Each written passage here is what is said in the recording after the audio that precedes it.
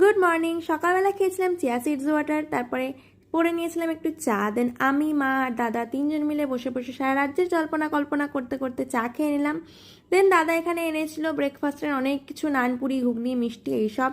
তো মা খাচ্ছিল, বাট আমি এসব কিছুই খাইনি কারণ আমি এখন স্ট্রিক্ট ডায়েটে আছি। এনিওয়েজ আজকে আমি ব্রেকফাস্টও করিনি কারণ উঠতে অনেকটা লেট হয়েছিল। তো সেই জন্য মা এখানে আমাকে দুটো মাছ ভাজা দিয়েছিল, একটা আমার জন্য, একটা লালির জন্য। তো লালিকে আমি এখানে বেছে বেছে দিচ্ছিলাম কারণ বেছে না দিলেও খেতেও পারে না। দেন জিও মার্ট আর অ্যামাজন থেকে দুটো পার্সেল একসাথে চলে এসছে, তো সেইগুলোই দেখছিলাম খুলে খুলে। তো মার্ট থেকে এটা এসছে আর অ্যামাজন থেকে আমি এটা নিয়েছি। দেন করে নিয়েছিলাম লাঞ্চের প্রিপারেশন। লাঞ্চে আজকে ছিল চিকেন, তো এখানে স্নান টান হয়ে ফ্রেশ হয়ে তাড়াতাড়ি করে চিকেন দিয়ে ভাত খেয়ে নিলাম।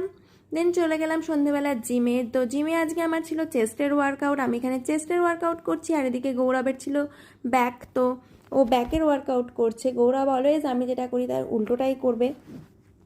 তারপর আমি একটু আয়নার সামনে দাঁড়িয়ে ক্যাট মারছিলাম, এখানে উনি চলে এসেছেন, এসে নিজের অ্যাপস দেখাচ্ছে। যদিও অ্যাপসটা এখনও হয়নি, বাট ডোন্ট ওয়ারি, আস্তে আস্তে হয়ে যাবে, এত চাপের কিছু নেই। দেন বাড়ি আসার সময় আটকে পড়লাম একটু বৃষ্টিতে। দেন বৃষ্টিতে ভিজতে ভিজতে বাড়ি আসার পরে করে নিলাম একটু ডিনার। আর এই যে সামনে মহারানী বসে রয়েছেন, কখন ওকে এক টুকরো দেবো। এনিওয়েজ তোমাদের তো বলা হয়নি, it's day 2 of my transformation challenge. I am so তোতলা। Anyways bye by.